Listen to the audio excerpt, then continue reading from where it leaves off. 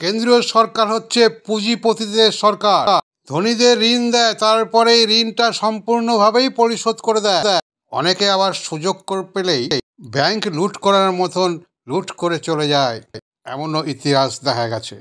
রাজ্যের মন্ত্রী বেচারাম মান্না হাওড়ার রেলওয়ে ডিআরএমকে বিভিন্ন দাবি দাওয়া নিয়ে ডেপুটেশন দিলেন। ডেপুটেশনের তাৎপর্য হচ্ছে হুগলি জেলার 18টি স্পটে লেভেল ক্রসিং থেকে শুরু করে সাবওয়ে এবং ফুট ওভার ব্রিজ অবিলম্বে নির্মাণ করতে হবে। এছাড়াও দাবি থাকে সিঙ্গুর আন্দোলনের যে ট্রেনটি চলত নিয়মিত, তা কেন বন্ধ করা হলো তা পুনরায় চালুকরণ।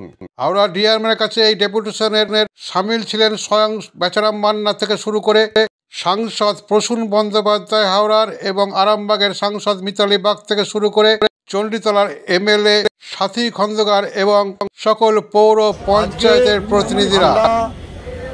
হাওড়া কল লাইন এবং হাওড়া তারকেশ্বর লাইনের ওপর 18টি সাবওয়ের আমরা ডিমান্ড রেখেছি, আমাদের ডিআরএমের কাছে স্মারকলিপি দিয়েছি। চণ্ডীতলা, মূলত চণ্ডীতলা এবং আমাদের সিঙ্গুর হরিপাল এই ব্লক মল্লি লাইনগুলো এই ব্লকের ওপর দিয়েই যাচ্ছে। সাধারণ মানুষের অসুবিধা, রেলগেটে দাঁড়িয়ে থাকতে হচ্ছে এবং বন্দে ভারতের মতো এক্সপ্রেস চলার জন্য রেলকে ব্যারিকেড করে দেওয়া হয়েছে, লোহার ব্যারিকেড। কৃষক চাষ করতে যেতে পারছে না, ছাত্র স্কুলে যেতে ভয় পাচ্ছে, এইরকম পরিবেশ তৈরি হয়েছে। আর তার সাথে সাথে আমরা সিঙ্গুর লোকালকে পুনরায় চালানোর দাবি করেছি এবং ভাবাদিঘির সমস্যা মিটিয়ে দ্রুত বিষ্ণুপুর পর্যন্ত ট্রেন চলাচল করাতে হবে। এই দাবি নিয়ে আমরা যে স্মারকলিপি দিলাম, ডিআরএম সাহেব আশ্বস্ত করেছেন, উনি বলেছেন আমি যতটা সম্ভব সহযোগিতার মধ্য দিয়ে আমার ঊর্ধ্বতন কর্তৃপক্ষকে বিষয়টা আমরা বোঝাবার চেষ্টা করব।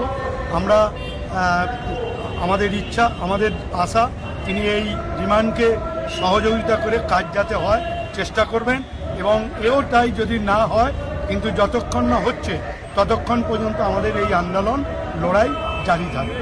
দাদা, এই যে তারকেশ্বর থেকে বিজেপুর যে লাইনের কথা আপনি বললেন, এখানে কি জমি অধিগ্রহণ পর্ব কি শেষ হয়েছে? হ্যাঁ, জমি অধিগ্রহণ পর্ব শেষ হয়েছে। 80% মানুষ জমি নিয়ে নিয়েছে, জমির চেক নিয়ে নিয়েছে এবং এটা ইচ্ছাকৃতভাবে এটা একটা রাজনীতি করার জন্য এটা করা হচ্ছে। তার কারণ যেহেতু এ রাজ্যের মুখ্যমন্ত্রী তৎকালীন রেলমন্ত্রী থাকাকালে তিনি এটা স্যাংশন করেছিলেন, তাই এটা চালু করলে হয়তো তার নামটাই আগে এসে যাবে, এই জন্য চালু করতে কেন্দ্রীয় রেল মন্ত্রক তারা দেরি করছে।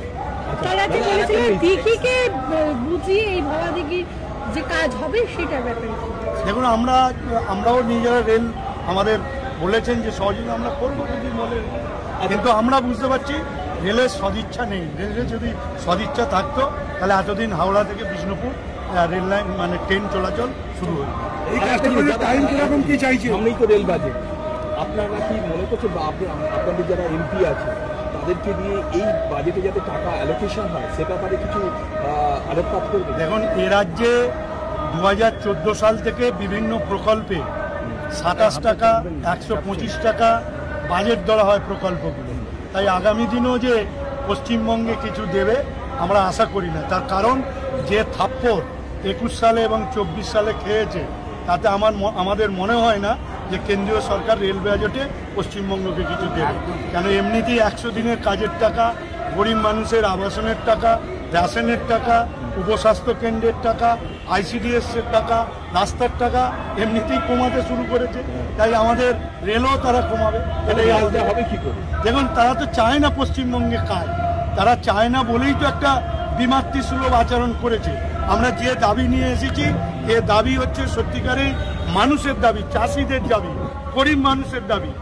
কেন্দ্রীয় সরকার গরিব মানুষের কথা ভাবছে না, তারা বড় লোকের কথা বলে, তারা ওই শিল্পপতিদের কথা বলে, ঋণ দেয় আর সব ঋণ মুকুব করে। এর আগে বিজেপি এমপিরা কি বাধা দিচ্ছে এই যে ফান্ড অ্যালোকেশনের ক্ষেত্রে? নিশ্চিতভাবে তারা বাধা দিচ্ছে।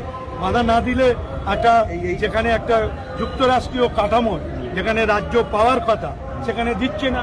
এর কারণ, প্রধানত কারণ হচ্ছে বিজেপির তরফ থেকে বাংলার উন্নয়নকে স্তব্ধ করার জন্য কেন্দ্রীয় সরকারের কাছে বারে বারে অবজেকশন জানায়।